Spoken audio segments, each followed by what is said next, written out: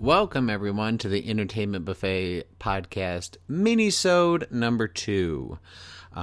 This is Brandon Prosek. I know I promised that Jessica would be returning. Unfortunately, some things have gotten in the way again, health-wise. She'll explain further when she does return. We're also going to keep putting episode 100 on hiatus. Her and I did discuss it, and it for me, would not make sense to do episode 100 without her. It's kind of a milestone episode, and she's been around, for years now, and is just an amazing co-host. So, yeah, we're going to keep waiting on that, but I will be doing another mini-sode because it's been a little while since the last one, and I've been watching some stuff. So, I'm going to not only break down what I've been watching on TV, I'm going to talk about what movies I've seen, and also I'm also going to break down what comics I've been reading, because it's not just about visual mediums, but also pop culture in general, and that's been something I've been reading a good amount, some comic books, graphic novels. Before we get started, please click on the link below if you are interested in some new glasses. We have a sponsor for the podcast. That is Zenni Optical, Zenni. If you're watching the video version of this mini-sode, I am wearing some Zenni glasses. I have over 10 pairs of Zenni that I've gotten over the last handful of years because I just enjoy their products. And with Entertainment Buffet, I reached out to them to see if they would be interested in being a sponsor, because they offer glasses for a very reasonable price. I remember getting some of my first pairs of glasses with my parents when I was growing up, and they were like hundreds of dollars.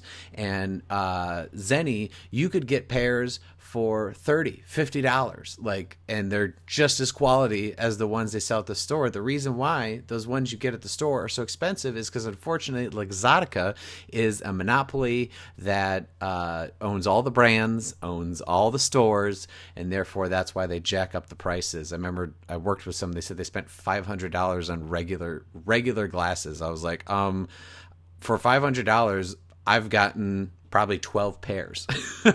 So if you're someone looking to get new glasses, it's pretty simple. You plug in your prescription from your doctor. They can just email it or print it for you. You type it in and you look at the designs, pick one. You can do some with blue blockers for if you're like me, you look at screens all day for work. It helps with blocking the blue light. You can get transitional lenses. You can get prescription sunglasses. I've done all of the above. And yeah, so please check out Zenni Optical. It not only will support a company that isn't a monopoly and isn't, trash like Luxottica, but also supports Entertainment Buffet. If you do so, we get a percentage of that sale. So if you'd like to support us that way and you're thinking about getting new glasses, it's fall, holidays around the corner, clicking that link would be doing us a big favor, a huge solid. We would really appreciate it. But let's go ahead and jump into what I have been watching. If you didn't listen to the other mini-sode, what we've been watching is something that Jess and I used to do almost every episode of the podcast as a segment, but we would end up talking for so long, we're like, oh my God, we've talked for 45 minutes to an hour, and we haven't even gotten to the subject of the podcast. So now we're going to be releasing these mini-sodes where we talk about that with those updates, and also it gives us a chance to dive into the topics quicker for the main episodes. So I'm going to go ahead and kick things off with TV shows I've been watching. So one thing that I've continued watching, and unfortunately now I've seen almost all of its possible entirety, if this remains the same, is I have been watching Y the Last Man. I am on episode, I believe it is 8 or 9 now. It's a 10-episode season, and it was recently announced that Y the Last Man, unfortunately, is canceled. It wasn't due to viewership or quality. It was because this was a show that was originally signed pre-pandemic, and then when the pandemic put productions on hold, they had to be paying for these actors to stay, on retainer for when the show actually did get filmed, and it's just one of those things, if you think about that logistically, where if the show really only produced 10 episodes, but they were paying these actors for multiple years to stay on, that just doesn't seem like that makes much business-wise. However, because Why the Last Man is, a DC property, there's talks that HBO Max and Warner Brothers could pick up Why the Last Man and either continue the show with that same cast or potentially, reboot it. Who knows? But one thing I'll say about Why the Last Man, as far as like my thoughts on the show itself, is while the actors and the directors involved all seem very talented, and I understand where they're going with the writing, I think the thing that just feels like there's something missing. It's this great concept where every individual, whether it's human or animal, with a Y chromosome is killed off in this, plague event, where the only survivors seemingly are this character York and his monkey Ampersand. And so it's a very interesting thing to look at this post-apocalyptic, societal shift where it's only women and trans men, non-binary folks, people without a Y chromosome that have survived, and how that fallout would affect the world. I love this kind of like what if story. I think it's very fascinating, but the show itself, it feels like it's just missing something. And the thing I pinpointed, what I think it is the humor is almost non-existent. And it's not that like they don't try with some jokes here and there with York or the other characters. It's just, you think about classic shows like Breaking Bad. That show would be incredibly dark sometimes, intense. There'd be action, there'd be violence, but then there'd be very lighthearted moments that I think would kind of help break up the intensity. Same with, I love the show Sons of Anarchy did that. You look at Game of Thrones did that. A lot of the great dramas also sprinkle in comedy. And it's not even just because it needs to be funny, but it just feels like it gives the show a little bit more life. And this is actually something that I'll talk about further. I've noticed the same trend with a certain director with his movies. Whenever it's just serious the whole time, like, sure, I bet there are people out there that love that kind of content, and I'm not saying that I haven't enjoyed that type of direction or writing before, but maybe it's because we're living in a pandemic. Maybe it's because a lot of us are dealing with depression, or now with where I'm at, winter coming, seasonal depression, things like that. It's just like hard to watch things that are just straight up intense, for 45 to 60 minutes, multiple episodes every week. It just it could be a lot. And so like I personally I still need to think about it a little bit further if there's anything else I'm noticing, but it just feels like that's what's missing from Why the Last Man, is just a little bit more life. The reason I often personally write things that have both drama and comedy is because that's life. Life can be very funny sometimes, but then it can also be very tragic, and it's about that balance for me personally. And I think that's something that's missing in Why the Last Man. I would love to know, for anyone out there who has checked out Why the Last Man, the TV show adaptation, please comment. Let me know. Do you think there's something missing? Am I just, in a mood? But yeah, so that's one show I've been watching. Something else that I binged a full season of with my partner and a friend is a show called Into the Night.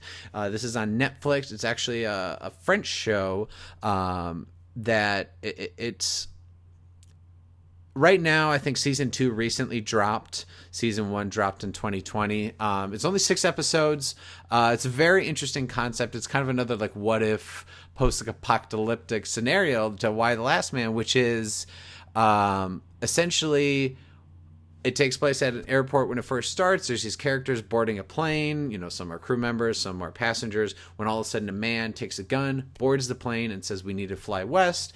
And they explain that he heard in NATO that when the sun rises the next day, it's going to kill everyone. And it's night at the moment. They're in Brussels, and they have to just keep flying, quote unquote, into the night, title of the show, to avoid dying. And so he takes control of this plane at gunpoint, and him and these individuals then keep dealing with various challenges along the way, because obviously there's so much fuel. They have to keep flying in a direction where they're not affected by the sunlight.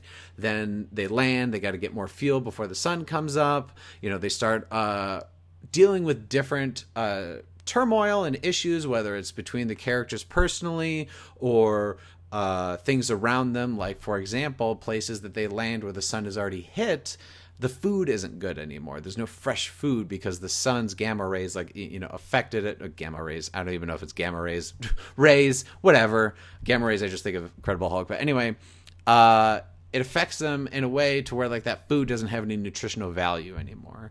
Then certain plane fuel doesn't work anymore. So they have to try to find a bunker, but it's one thing when so much of the world's population is dying because of the sunlight. And this isn't just people that are outside. This is people that are inside.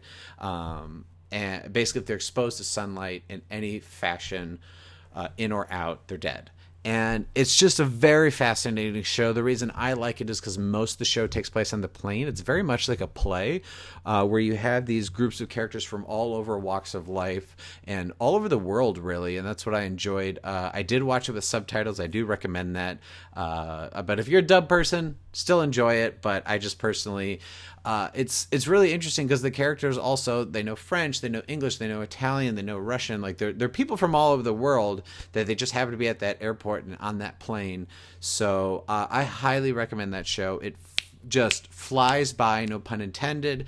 There are just different obstacles and stakes every episode, multiple in an episode, and it just makes you think what you would want to do in that situation. So Into the Night, I finished season 1, going to be starting season 2 soon. I really, really recommend the show. So TV, what else have I been watching? I have been rewatching with my partner slowly over the last few months Game of Thrones, which we finally recently finished season 4 on our rewatch, and we're about in the middle of season 5. All I'll say for now is unfortunately it feels like once they cross from season 4 to 5 is when you start to notice issues with the show. Issues can be found throughout Game of Thrones, so that's one thing that kills me about people say the last season killed the entire show for them. It's guys, if you really look at it, there's flaws in every season, there's flaws in every episode. It's not a perfect show. It's one of my favorite shows of all time, probably the only one behind Seinfeld, which totally different genres, but it's just, I love Game of Thrones. The thing that I personally notice is the pacing of all the different storylines. When you look at 10 episode seasons and you say, for example, Arya is going to be in, say, 8 episodes in a season, and where she starts here and she ends here, and you're like, that's all she did that season? Or, this person was in 6 episodes and they went from here to here. It's that's all that happened. So the show really struggles with pacing. I think it only was made worse when they decided to shorten the seasons to 7 and 6 episodes in season 7 and 8. But that's a topic for an entire different video. I could just talk about Game of Thrones and the ending and the issues. But I will say there are some things in season 4 that I'm like, wow, this is possibly the best season. That's where we have Oberyn, the trial of Tyrion, both trial and trial by combat. We have the stories with Arya and the Hound, and we have the battle at the Wall with the Wildlings and the Night's Watch. It's just a season that I think has a lot of stuff happen. Although there's definitely, like every season, there's weak storylines. And so I think that's something that the show struggles with, is really the characters who last the longest. If you think about what they do every season. So if you look at someone like Tyrion, had a very fun season 1. He's captured, he goes to the Wall, he's captured at the Vale, has the first trial by combat we get to see, then he goes and, he's in the battle where he's knocked out, and, he meets Bronn and Shay, and we get to introduce to Tywin. Season 2, he's the Hand of the King, and then defends the city at the Battle of Blackwater. Season 3, he just mulls around and is the Master of Coin / is forced to marry Sansa.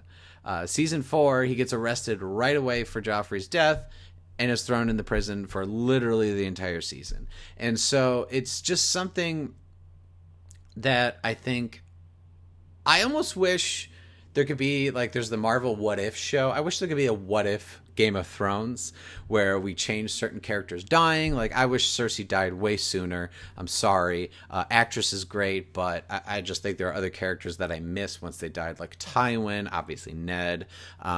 Too many, but I just wonder what the show would be like if they paced some of these characters' storylines differently. And there was more planning in the beginning instead of, like, every season you can tell where there was like, oh, these are the storylines that matter. These are the ones that kind of suck. So that is what I'll say about a Game of Thrones. Movies I've been watching. I rewatched for the first time in about 10 years Avatar.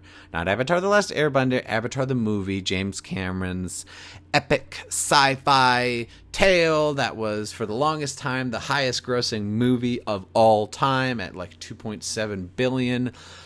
I know I can be kind of a hater at this movie, but like rewatching it, it's like, yes, I see why some people think it's fun.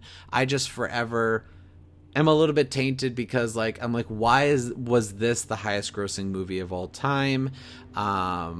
It's just Pocahontas or Dances with Wolves slightly remixed with some blue aliens, you know. And sure, there's tons of stories that are redone. I understand that they're remade, they're restructured. You know, you break down a lot of 3-act structure in movies, they're all the same. I get it. I just don't understand where it's like, that's not even James Cameron's best movie, much less should be considered like the highest grossing movie. I would rather like one of the Terminators is still the highest grossing movie of all time instead of fucking Avatar.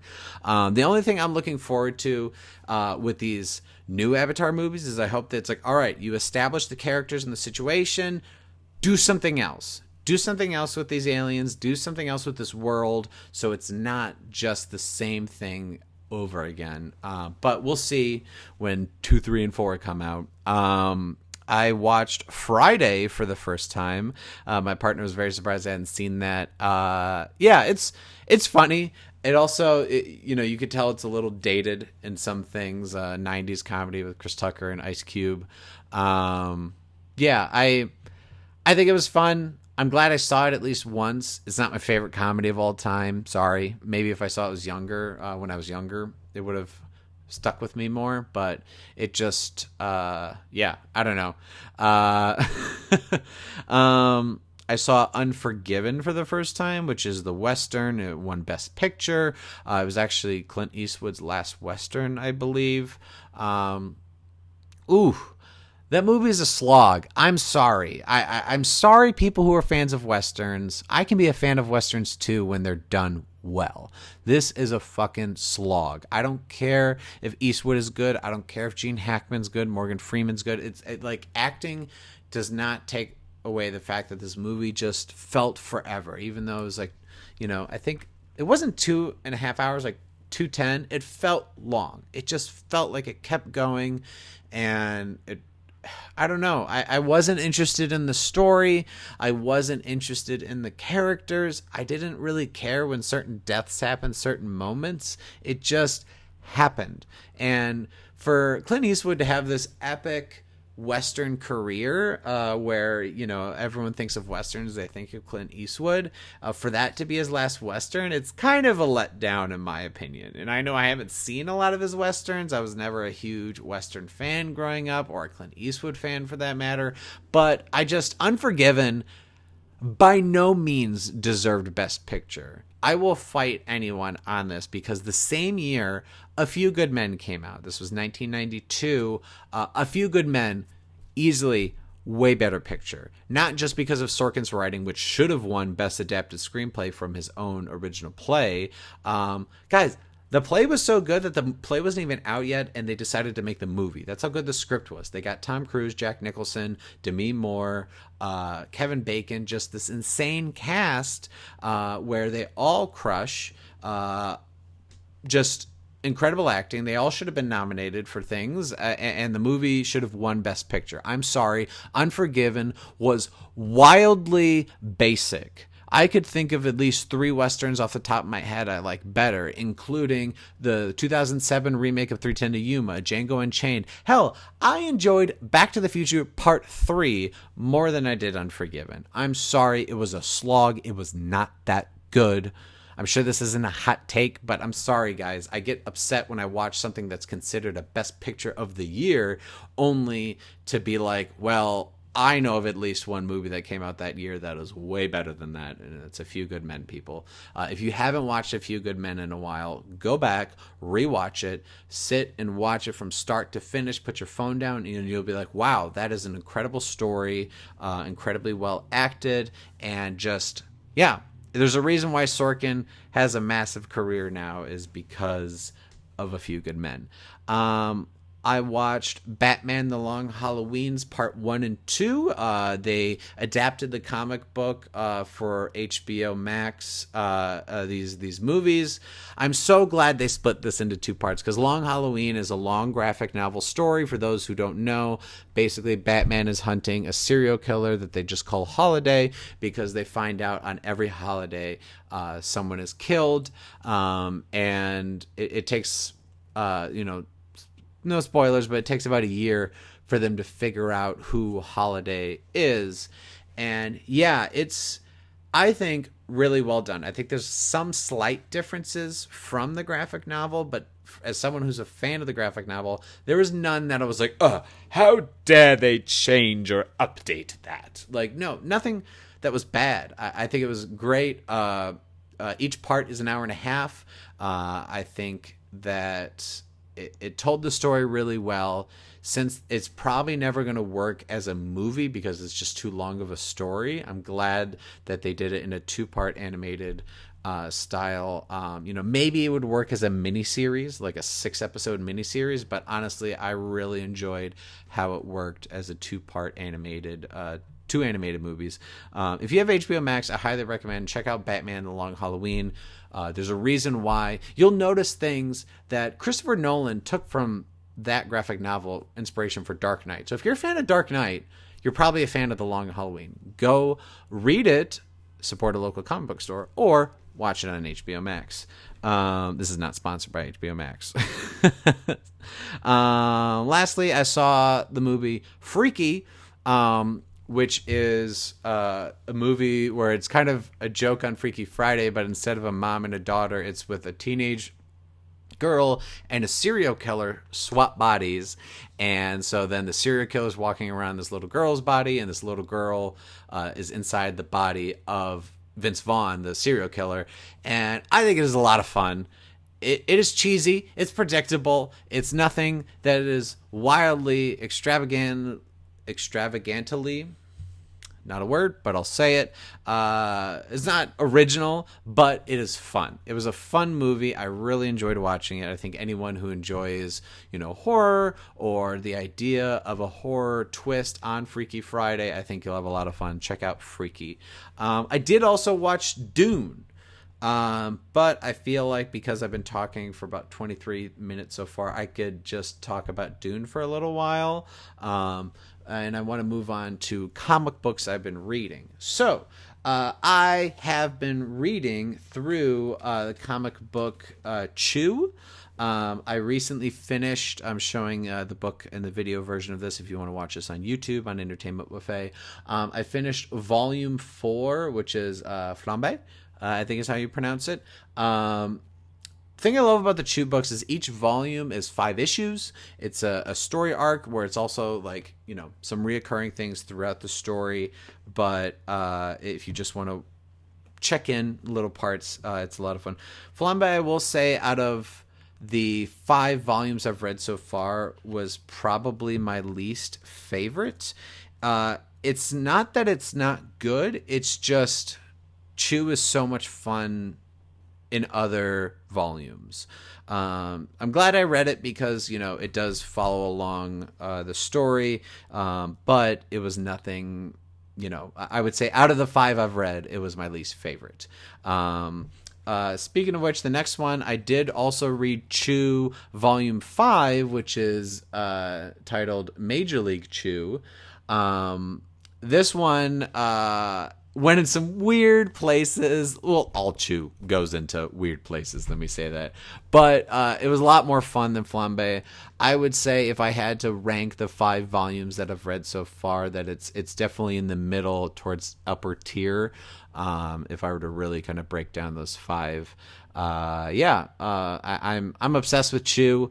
I guess that makes out of the 5 issues per volume, and I've read 5 volumes. I've read 25 issues now, and apparently there's 60. So getting close to halfway through the entire series. I highly recommend Chew. I will say it is dark. It can be gross, but I really enjoy the art and really enjoy the writing in the original story. I talked about it for a while earlier, the TV show version. I'm also starting to read the actual graphic novel, Why the Last Man. I picked up, they call this one Volume 1. This is, I believe, I'll confirm. Uno momento. Great content. Yes. So Volume 1, this is the first 10 issues, which this is apparently also a 60-issue story. I am liking this better than the TV show. Obviously, everyone says like the book is better than the show or the book is better than the movie. But I honestly don't really like to compare adaptations. I will just say but I bet a bunch of people wondered, like, is the show better than the thing? No, I think they both have their merits. I think the TV show definitely changed some things. They added characters. They're tweaking the order a little bit in ways that make sense for a TV show. As far as the book goes, it is a lot of fun. It is very dark. Some directions went with some of the characters that I didn't expect, because I was introduced to the characters in the TV show. I watched about 6 episodes before I picked this up. I would say pick this up first. Read the first 5 to 10 issues. If you like it, keep reading it. If you don't, at least you're kind of introduced to the world. And then if you want to check out the TV show, if that's better for you as a medium, you could do that.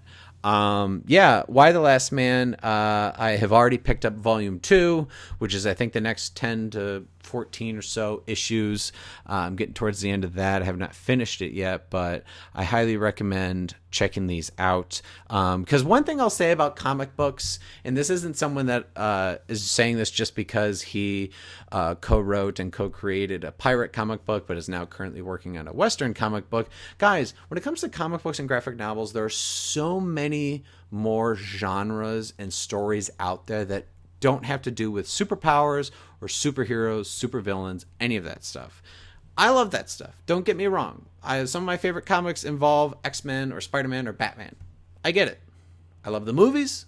I love TV shows, animated, live action, comic books. I love superhero stuff, but I understand why some people are haters on it. I get it. It's not for everyone. Just like earlier, I was saying how I hated on Westerns. Yet I'm writing a Western comic book because I'm writing a more up-to-date one. I'm just being biased. I think it's going to be better than Unforgiven.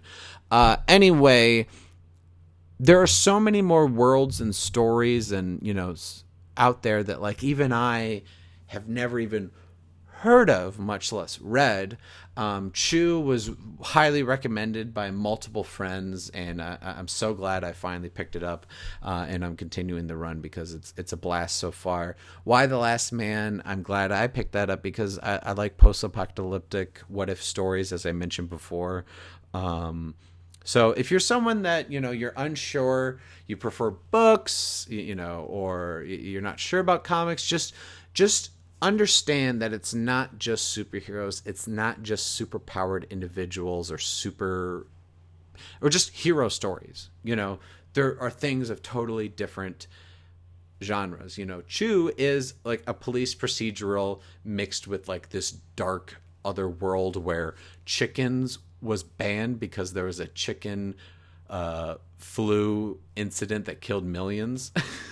Chicken is banned, and basically the FDA is like as high as the FBI, and you follow Detective Chew, and then Why the Last Man? Like I said, everyone with a Y chromosome is killed off except for Yorick and his monkey Ampersand, and so this is kind of a rant just on comics in general, but I try to tell so many people that it's like, it's not just Spider-Man, Superman, Batman, X-Men, Avengers.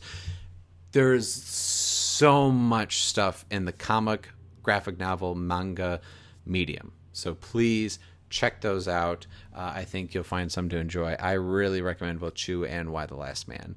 But yeah, that's what I've been watching. That's what I've been reading. This has been Mini-sode number 2. Yeah, thank you for listening.